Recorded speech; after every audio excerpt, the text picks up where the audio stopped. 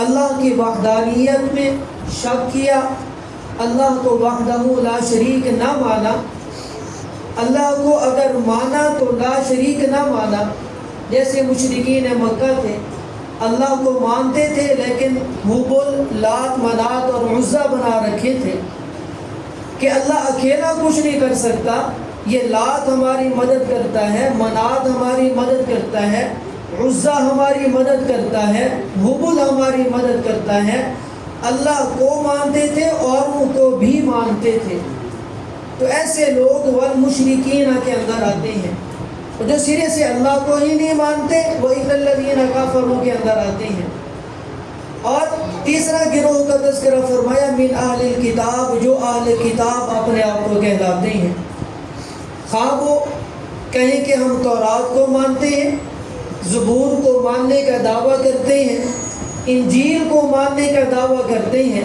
فرمایا جب تک قرآن کو سچی کتاب، لا ریب کتاب مان کر اس پر ایمان نہیں لائیں گے، سابقہ کتب بھی ان کے کام نہیں آئیں گی۔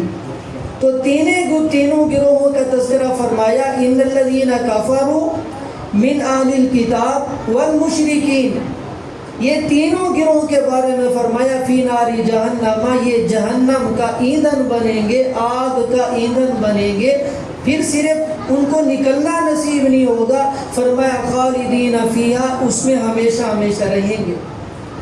اور دوسرا گروہ ان الذین آمنوا، بے شک جو لوگ ایمان لائے۔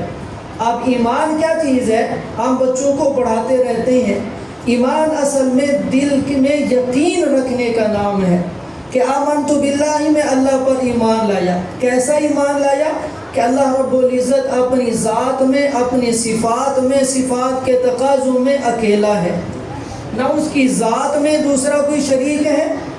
جس طرح قرآن مجید کے اندر مشرکین کے بارے میں آیا کہ کچھ کہتے تھے کہ یہ جنات اللہ کے بیٹے ہیں، فرشتے اللہ کی بیٹیاں ہیں، اللہ ذات سے پاک ہے۔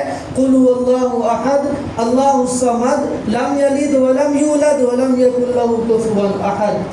پھر اللہ صفات میں بھی وحدہ لا شریک ہے، جتنی بھی ہم صفات پڑھتے ہیں اللہ کی ان صفات میں بھی دوسرا کوئی شریک نہیں ہے۔ اور تیسری چیز، صفات کے تقاضوں میں بھی اللہ کے ساتھ اس جیسا کوئی نہیں ہے۔ جو بھی ہم عبادت کریں وہ اللہ کی رضا کے لیے کریں۔ اگر اس میں انسان کے دل میں یہ بات آ گئی کہ میں فلاں عبادت کر رہا ہوں، لوگ واہ واہ کریں، میں لمبی نماز پڑھ رہا ہوں، لوگ میری تعریف کریں، میں اتنا صدقہ خیرات کر رہا ہوں، لوگ میری تعریف کریں، دل کے اندر اگر یہ آ گیا تو اس کو ریاکاری کہتے ہیں۔ اور قیامت کے دن جب ایسے لوگ وہاں پیش ہوں گے تو اللہ فرمائیں گے تم نے جن کے لیے یہ سارا کچھ کیا انہی سے اس کا بدلہ لے لو، تم نے یہ اس لیے یہ کام کیا تھا کہ لوگ میری تعریف کریں۔ فرمایا فقد قیل، وہ تو دنیا میں کہا جا چکا۔ اگر اللہ کی رضا کے لیے، اللہ کی خوشنودی کے لیے چھوٹا سا بھی عمل کریں گے تو وہ اس بڑے ریاکاری والے عمل سے کہیں بہتر ہوگا، چھوٹا سا عمل بھی۔ حدیث مبارکہ کا مفہوم ہے، فرمایا لا تحقرن من المعروف شیئا، کسی بھی بھلائی نیکی کو حقیر اور کم درجے والا عمل سمجھو۔ کیا معلوم کہ کون سا عمل، کون سا کام اللہ کی رضا کے لیے کیا ہوا، اللہ کو پسند آ جائے اور ایمان والے کی بخشش ہو جائے۔ ایسے کتب کے اندر بہت سے واقعات موجود ہیں۔ فرمایا کہ اگر چھوٹا سا عمل، ایک کھجور کا دانہ بھی اللہ کی رضا کے لیے کسی کو دے دیا، اللہ کو پسند آ گیا تو بندہ کامیاب ہے۔ فرمایا آمنو، اللہ کو وحدہ لا شریک مانا، ایمان لایا، اور اس کے پیارے حبیب صلی اللہ علیہ وسلم پر ایمان لایا کہ اللہ کے نبی حضرت محمد الرسول اللہ صلی اللہ علیہ وسلم اللہ کے رسول ہیں۔ پھر صرف ایمان لانا کافی نہیں ہے، اتنا زبان سے کہہ دینا یہ کافی نہیں ہے، جب تک ساتھ اس کے یہ نہیں کہیں گے آخری نبی ہیں۔ آپ صلی اللہ علیہ وسلم اللہ کے آخری نبی ہیں، جب تک ختم نبوت پر ایمان و یقین نہیں ہوگا کہ آپ کے بعد کوئی نیا نبی آنے والا نہیں ہے۔ جس طرح اللہ کے ذات یہ یقین رکھنا ضروری ہے کہ اللہ وحدہ لا شریک ہے۔ اسی طرح حضرت محمد مصطفیٰ صلی اللہ علیہ وسلم پر ایمان لانے کے لیے یہ یقین اور ایمان رکھنا بھی ضروری ہے کہ آپ خاتم النبیین ہیں، آپ کے بعد کوئی نبی آنے والا نہیں ہے۔ اگر کوئی انسان دنیا میں یہ کہے کہ میں حضرت محمد صلی اللہ علیہ وسلم کو اللہ کا نبی اور رسول مانتا ہوں لیکن ان کے ساتھ اوروں کو بھی مانتا ہوں، یہ بھی والا لفظ آ کر ایمان کو خراب کر دیتا ہے۔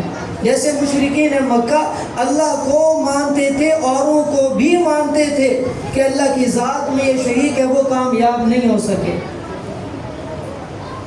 اسی طرح بنیادی عقائد میں سے ہے کہ اللہ کو وحدہ لا شریک ماننا، حضرت محمد صلی اللہ علیہ وسلم کو اللہ کا آخری نبی ماننا، قرآن کو آخری کتاب ماننا، اس ملت اسلامیہ کو آخری امت ماننا۔ آپ نے فرمایا کہ میں آخری نبی ہوں، میرے بعد کوئی نبی نہیں، اور تم آخری امت ہو، تمہارے بعد کوئی امت نہیں ہے۔ اولئک ہم خیر البریہ، اللہ نے خود اعلان کیا جو ایمان لانے والے، اعمال صالح اختیار کرنے والے ہیں، فرمایا اولئک ہم شر البریہ، یہ اللہ کی بہترین مخلوق ہے۔ اس لیے ہمیں صحیح معنوں میں ایمان کے بعد اعمال صالح اختیار کرنے چاہیے تاکہ اللہ نے یہ جو اعلان کیا ہم اس میں شامل ہو جائیں۔ سچی بات ہے کہ ہم نے اس کی قدر نہیں جانی۔ آخری بات عرض کرنے لگا ہوں کہ اللہ والوں سے سنا ہے کہ ایک آدمی کوئی گھوڑا بیچنے لے گیا کسی کے پاس، اور کسی کو کہا کہ یہ میرا گھوڑا بیچ دو، یہ بڑا بدکتا ہے، جب بھی اس پر بیٹھتا ہوں یہ بدک پڑتا ہے، سفر کرنے کے لیے ناکارہ ہے، کسی کھاتے کا نہیں، کسی کام کا نہیں ہے، میں اس میں بیچنا چاہتا ہوں۔